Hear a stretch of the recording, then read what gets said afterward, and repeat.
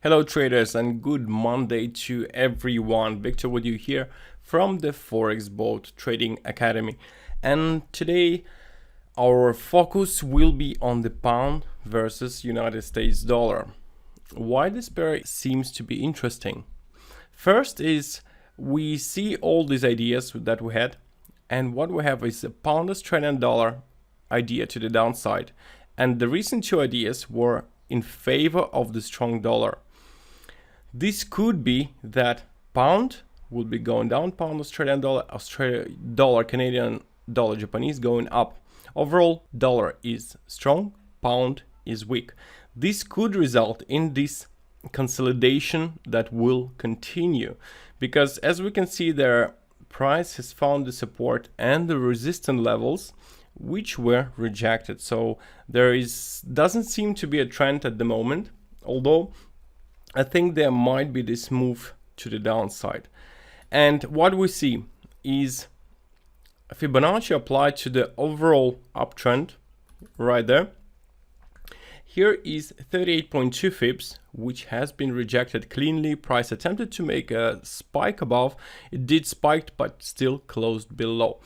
And it seems like the critical point is at 1.2543, and if there will be 4-hour or better daily close above this level, it would confirm the break of the resistance and the price might be going up. But for now, the resistance is holding. You can see there was a second bounce of this level, 38.2 Fibs, and it could be that right now price will be going down. Therefore, as long as this resistance holds, we can expect this move towards this support at 127.2 Fibonacci retracement applied to this corrective wave up after we broke moving averages, both simple and exponential, with the 200 period. And other Fibs I have applied to this wave up, the last wave up, and we see that 88.6% Fibs exactly corresponds to 127.2 Fibs, making the potential downside target at 127.85 area. And yes, I would be waiting this wave. You can see since I started making the analysis, price already moved down, but and you can see that the risk to reward ratio is extremely good. Basically, the risk here has to be minimized because we don't have a clear trend at the moment. Well, it's kind of consolidating.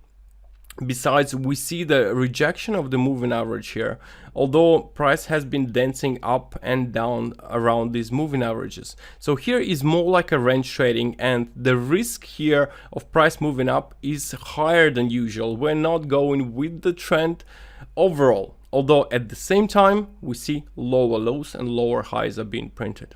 So while the price can go up, the downtrend probability remains higher, but still, considering that it might be a potential range, risk to reward ratio is perfect. So very tight exit here on this setup, and I think it's a low priority simply because there is no clear and strong distinguished trend. If we move on the daily chart, here we see the rejection of both moving average 200 period and price produced lower lows.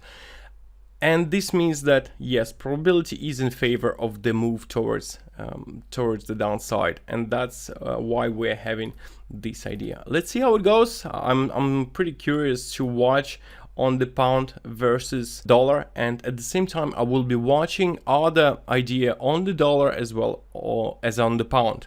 But now, before we end, I would like to go through all the previously made ideas and see what actually happened in the past days. Here, Australian versus Canadian dollar is rising, although quite slowly, but now maybe we will see this acceleration towards the key resistance. Australian Japanese yen, same. There is no heavy volumes. It's steadily moving up, and I still expect the resistance to be tested. Australian Swiss franc, it's one of the slower movers here. It's still range trading. There is no trend, no major trend, but still slowly rising, expecting the move to the upside, although here it's a risk-free trade.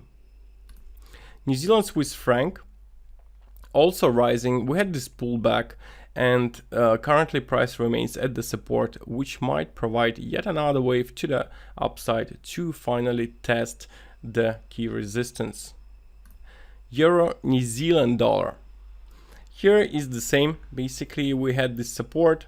Price almost has reached the previous level of support, which is now the resistance area, and from this point onward we might see yet another move to the downside, something like that. Euro Australian dollar. In here actually we reached the resistance, so previous level of support now became the resistance, and this is a potential supply zone for the Euro Australian dollar, which might provide this selling pressure once again, pushing the price lower towards the downside support. Australian dollar. Here we actually found the resistance at our target, and this idea is done. So we have finally reached the zone or the price zone that we were expecting. At the same time, we might see price going slightly higher, but all in all, this idea is done. New Zealand Japanese yen. Well, here idea is done. We see that the price has reached the key resistance, although yes, it also can go towards the 71. As I said, we had this breakout, but the idea is definitely done, and we will see whether it will move up or not, but finished with this one as well.